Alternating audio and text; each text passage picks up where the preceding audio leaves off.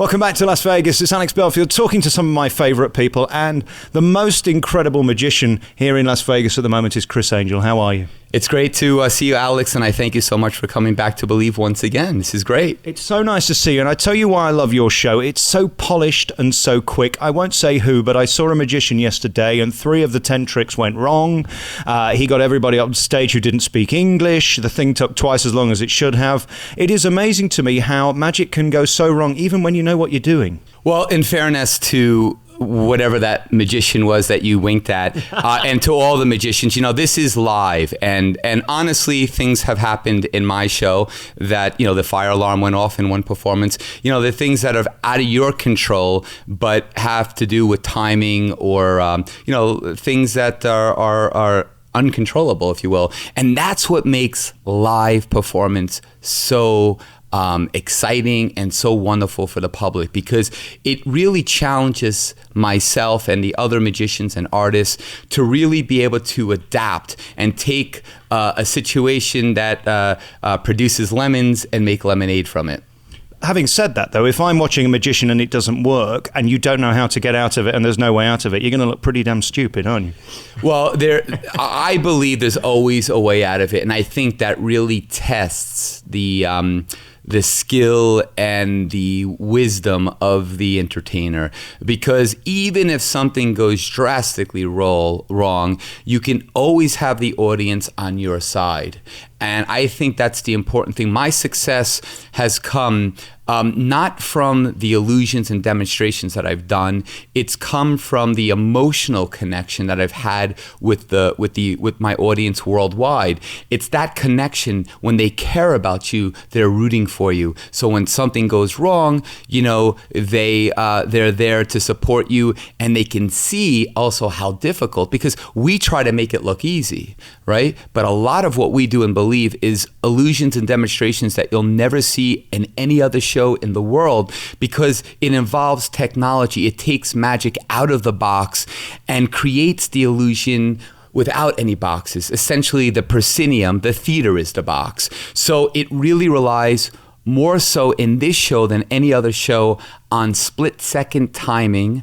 A millisecond can make the difference if one aspect is not on their game, whether it would be lighting, whether it would be special effects, whether it would be the choreography, the music, and some other technical things that I can't discuss. I have 2 favourite magicians in the world. You're one of them, because what you do is so clever. The other was Lance Burton, who I thought was a master magician in an old sense, that he could do things with his hands, and he made it look so beautiful in a traditional sense. But what's great about you is you're modern, and seeing your crowd today, the front row was full of kids.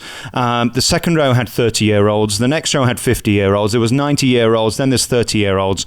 You've really made Magic 2013, because a lot of people make it look quite old-fashioned with all that steering and hand stuff that's a bit old-fashioned, isn't it, really? Well, I've been very blessed to have the #1 best-selling magic show in the world, and it's really a tribute to the amazing company that I've aligned myself with. That's Cirque Du Soleil, that's MGM, Luxor, and the incredible team that works on the show, because I am tireless with trying to make the show better. I realize that we're in a very difficult economical time. It's challenging, and people are not coming to Vegas to see multiple shows. They're coming to see one show, and I'm just grateful that they're picking our show to see, and I want to deliver the very best performance that we can possibly do, and have them give me the greatest PR, which is word of mouth, because we don't take out a lot of billboards and stuff like that. We don't need to do that stuff. It's our audience has come because they've seen me on television, they've seen the show, they tell their friends, and the demographic is so diverse. It's all different demographics, different, you know, people from the spectrum, whether rich, poor, black, white, Asian. It's everything, and it's just such a gratifying feeling to have people, because magic appeals to the masses, and to be able to present it in a way where it's an intimate kind of evening. It's a concert. It's fun. It's exciting. It's entertaining. It's dangerous. It's sexy. It's scary. It's something for everybody in Believe. I've seen seen you on the internet, and you have more hits than any other magician in the world ever, put together probably. And some of the stuff you do is quite creepy. There are no boundaries with you, are there? You'll do anything. If it's in the sort of Mindfreak area, if it's in the pushing magic to the next level, you're prepared to do anything. How have you managed to sort of get the women on side? Because that's the tough thing, isn't it? Because this is sort of, guys go and see the magic, the women go and see the Chippendales, but you've really made them love you. Is it because you're a sex symbol? No, I don't look at myself in any way, shape, or form as a sex symbol or as, is even attractive, quite honestly. I think what it is, honestly, it's the message. I think I put out positivity in a world where you can find so much negativity on your Twitter, on your, on the internet, in schools. And I'm out there saying, look, I am no different than anybody here.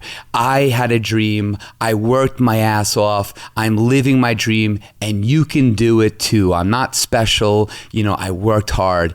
And I think my message is to root for everybody to live their dreams and to make the most of their lives.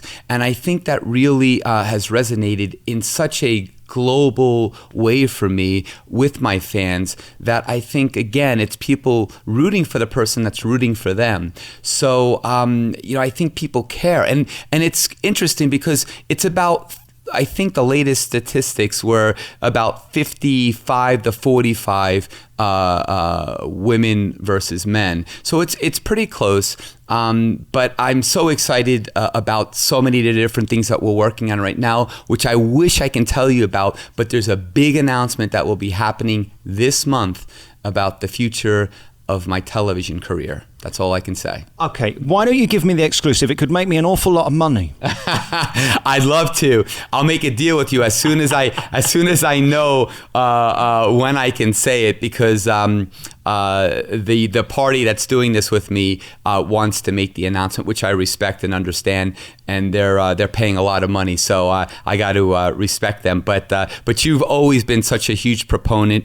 You've gave us the most amazing quote. I think it was last year. You said A+, and you've seen all the magic shows, and we certainly are using that quote, and we're very grateful to be able to use that quote, but we've worked very hard for it. But anything we can do for you and for your listeners, we are going to do. So you have a direct line to me. All right, good. Let's talk about the future and where you go. I mean, you're here for how long now? Because, I first saw this 4 years ago, and the show has evolved so much. Brand new show. A brand new show, loads of new tricks now. How long are you in it for at the moment? When are you out of contract?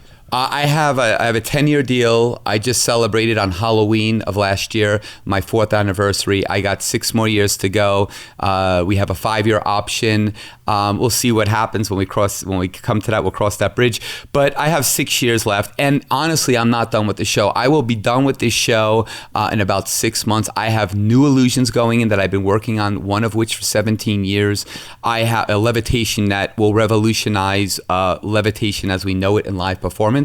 And that's a tribute to my incredible team and to Cirque du Soleil for giving me the opportunity to bring it to life. It's a crazy dream.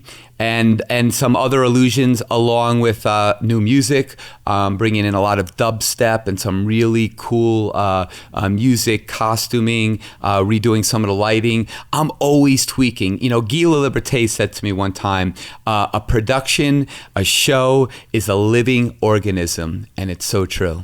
So you're here 46 weeks a year. You do 2 shows a night for 5 days a week. Keeping it fresh, I think, is probably the hardest thing. I've seen a lot of shows here that are tired, and it's no surprise. It's exhausting.